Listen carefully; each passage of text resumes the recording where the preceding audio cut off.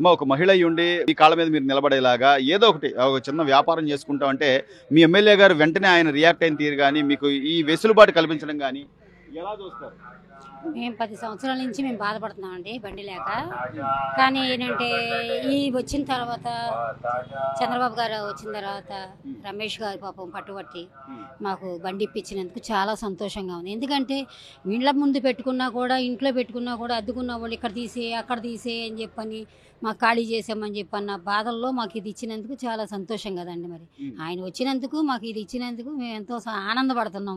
ఇప్పుడు ఇలాంటిది ఒకటి మీకు వ్యాపారం చేసుకోవడానికి దానికి ఒక ఆసరాగా మీకు బండి ఇచ్చారనుకోమ్మా, మీరు అన్నట్టుగానే ఎక్కడైనా పెట్టుకోవచ్చు. ఇది సంచార బండి కాబట్టి ఎక్కడైనా ఇక్కడ వ్యాపారం ఎక్కడైనా పెట్టుకోవచ్చు. ఇంకో దగ్గర పెట్టుకుంటాం, ఆ ఇబ్బంది లేదు. ఇప్పుడు ఇల్లు మారాలంటే మారలేం కదా. ఇప్పుడు ఇంట్లో అంటే ఒక దగ్గర ఉంటాము.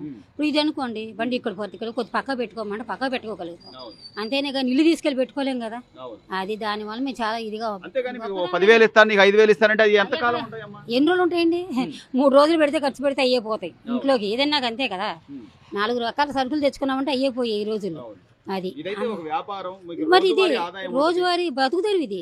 ఇది ఎన్నాళ్ళైనా సరే మనకేంటంటే ఒక రోజు పడుకున్నా ఒక రోజు లేచినా మన బతుకు తెరువు హాయిగా వెళ్ళిపోతుంది, అంతే కదండి. అంతకు మించింది ఆనందం అంటూ ఏది ఉండదు. కానీ చంద్రబాబు గారు మొదటి నుంచి కూడా ప్రతి ఒక్కళ్ళు కష్టపడాలి, కష్టపడ్డ సొమ్ములోనే ఆనందం ఉంటుంది.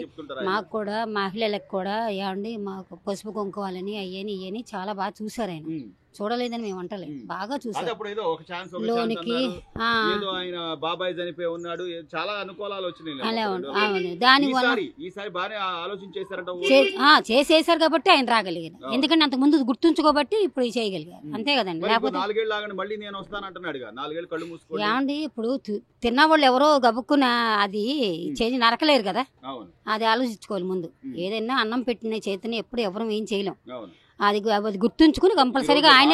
ఈ రోజు రాష్ట్రం బాగుపడాలన్నా, అమరావతిలో మళ్ళీ పరిశ్రమలు ఉద్యోగాలు రావాలన్నా చంద్రబాబు గారు కేంద్రంతో మాట్లాడి ఎక్కడెక్కడికో వెళ్ళి ఉద్యోగాలు చేసుకుని కళ్ళ ముందు పిల్లలకి ఉద్యోగాలు చూపిస్తున్నారండి. మరి చేసుకునే వాళ్ళకి ఎంత ఆనందంగా ఉంటుందండి. ఎక్కడికో పిల్లల్ని పంపించుకుని ఇక్కడ అమ్మో పిల్లలు ఎలా ఉన్నారో ఏంటో అని భయపడేదానికంటే ఇక్కడ గుమ్మ ముందు ఉంటున్నారని చెప్పని ఆలోచిస్తూ ఉంటుందిగా మనకైనా. అదండి, అది గొప్పది. చాలా మట్టి సంతోషపడుతున్నాం అండి.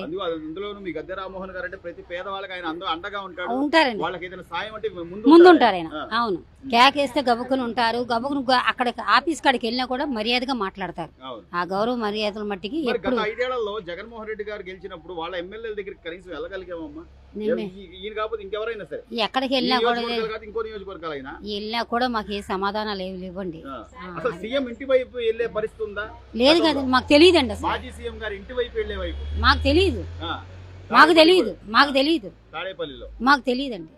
అసలు తెలియదు కూడా, తెలియదు మాకు అసలు. ఆ దారి ఎటు కూడా మాకు తెలియదు. తెలిస్తేనే కదా పలానా దగ్గర ఉన్నదని తెలియటానికి. తెలియదు. చంద్రబాబు గారు ఇల్లు దాని మీద నుంచి జనాలు అందరూ వెళ్తున్నారు. హాస్పిటల్కి వెళ్ళాలన్నా అటు వెళ్ళాలని ఇటు వెళ్ళాలని ఆయన ఇంటి ముందు నుంచి అటు పక్క నుంచి వెళ్ళాలన్నా కూడా తాడేపల్లి వెళ్ళే దగ్గర కాడి నుంచి మాకు తెలిసండి. ఆయన ఇప్పుడు కాదు, ఎప్పటి నుంచో 10 సంవత్సరాల కాడి నుంచి తెలుసు ఆయన కాంప్లెక్స్. బాగుందండి, పర్వాలేదు. మాకు మట్టికి బతుకు తెరువు ఉంది ముందు. మెయిన్ నాకు ఇది ఇచ్చినందుకు చాలా సంతోషపడుతున్నాయి. ఎందుకంటే నాకు నడుము ఆపరేషన్ చేశారండి, మోకాలు లేదు. 2 సార్లు నడుము ఆపరేషన్ చేశారు. అసలు ఎక్కడికి వెళ్ళి ఏమి చేసుకోలేకపోతున్నా అని చెప్పి బతిలాడినందుకు నాకు ఇది ఇచ్చినందుకు చాలా సంతోషపడుతుంది.